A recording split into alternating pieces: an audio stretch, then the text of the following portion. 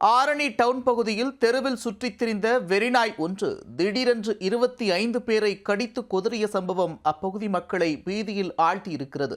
மாட்டுப் பொங்கலை ஒட்டி பொருட்கள் வாங்க சென்ற பொதுமக்களை வெறிநாய் கடித்து கொதறிய சம்பவத்தின் பின்னணி என்ன?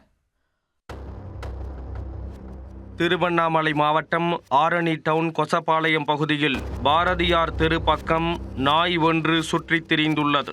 அப்பகுதியில் மாட்டுப் பொங்கலை ஒட்டி பொதுமக்கள் பலரும் பொருட்களை வாங்குவதற்காக தங்கள் குழந்தைகளுடன் சென்று கொண்டிருந்தனர்.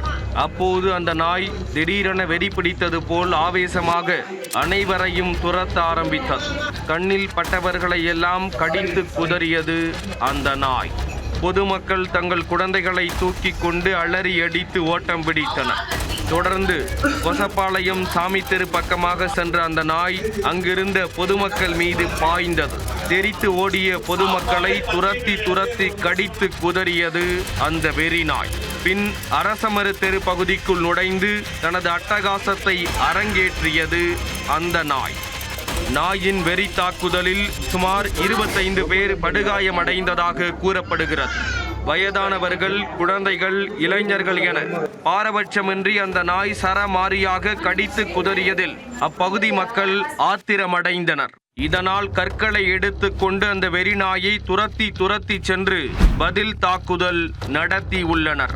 ஊர் மக்கள் அனைவரும் ஒன்று சேர்ந்து கல்லால் அடித்து தாக்கியதில் அந்த நாய் சம்பவ இடத்திலேயே உயிரிழந்தது.